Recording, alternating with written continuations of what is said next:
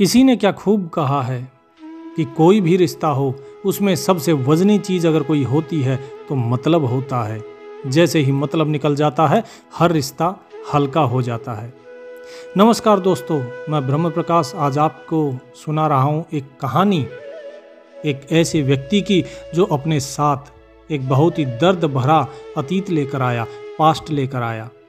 बचपन में कुछ घटनाएं घटी थी उसके साथ, बहुत झगड़े, कुछ दंगे फसाद हुए।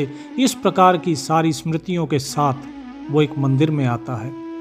वहाँ के जो मठाधीश होते हैं उनके पास जाता है कि महात्मा जी, मैं बहुत परेशान हूँ, क्या मैं यहाँ आपके साथ रह सकता हूँ?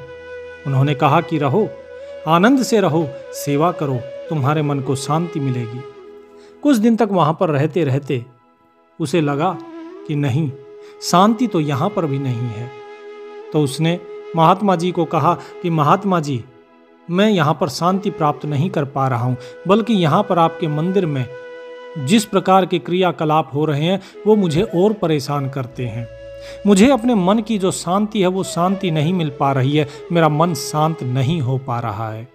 जो मेरे मन में विचार हैं पुराने, वो बार बार उभर कर आते हैं और मुझे परेशान करते हैं। तो जो मठाधीश थे वो उसको मंदिर के बाहर लेकर गए और कहा कि सामने देख रहे हो वो गंगा जी, इस गंगा जी के दूसरी तट पर कबीर साहब रहते हैं जो हमारे गुरु हैं। तुम जाओ, उनके पास जाओ और वहां पर तुम्हारी समस्या का समाधान हो सकता है। तो वो बोला कि अगर आप आज्ञा दे तो मैं आज ही चला जाता हूं। महात्मा जी ने कहा कि निसंकोच होकर जाइए।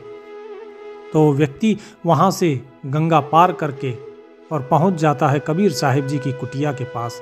देखा एक टूटी फूटी सी झोपड़ी थी और बाहर बैठे एक व्यक्ति जो कि केवल सफ़ेद वस्त्र धारण किए हुए, सर पे एक पगड़ी, एक छोटा सा कपड़ा बांधे हुए और अपना सूत काट रहे हैं। जाकर उनसे पूछा कि यहाँ पर संत कबीर जी कौन हैं? तो कबीर साहब ने कहा कि इस दास को ही लोग संत कबीर कहते हैं। उस व्यक्ति ने कहा कि मैं गंगा पार के दूसरी तरफ जो आपके शिष्य रहते हैं उनके आश्रम से आया हूँ, उनके मंदिर से आया हूँ।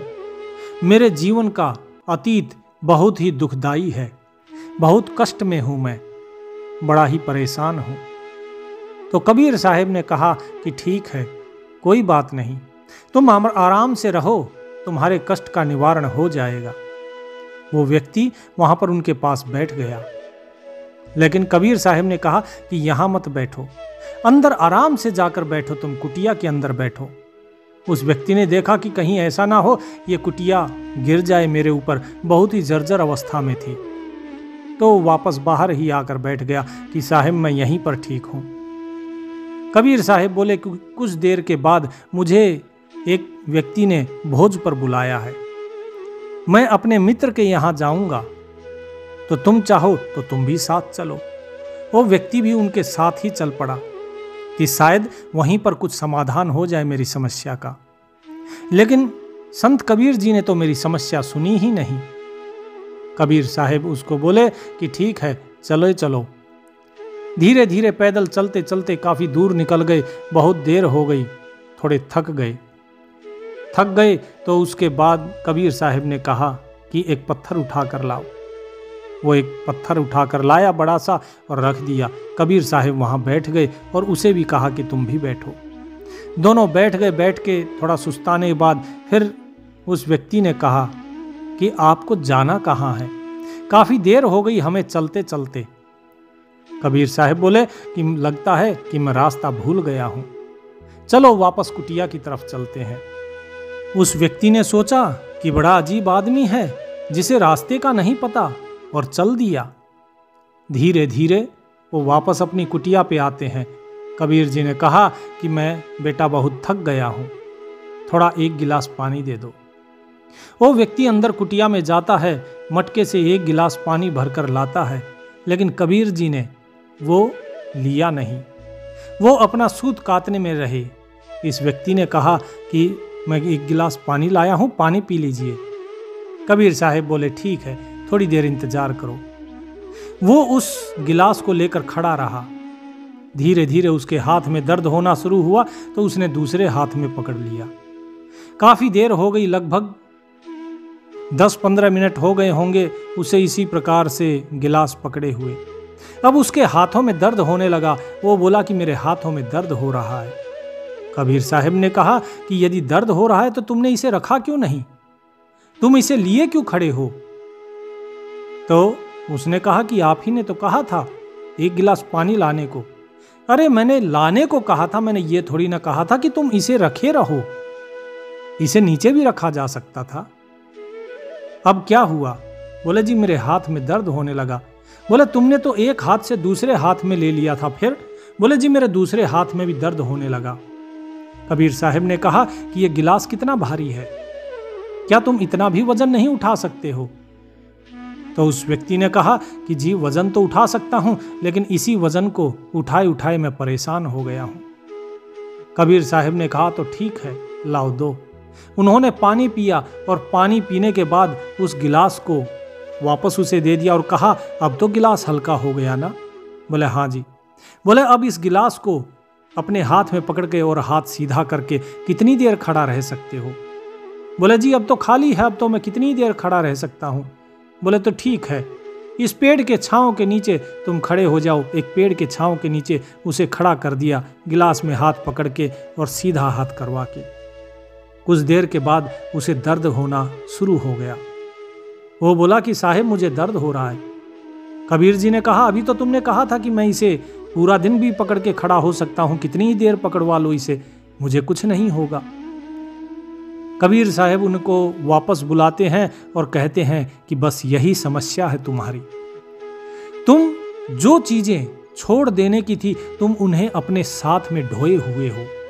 जिस प्रकार गिलास पानी का तुम लेकर आए, तुम्हें रख देना चाहिए था, लेकिन तुम उसे हाथ में लेकर खड़े रहे।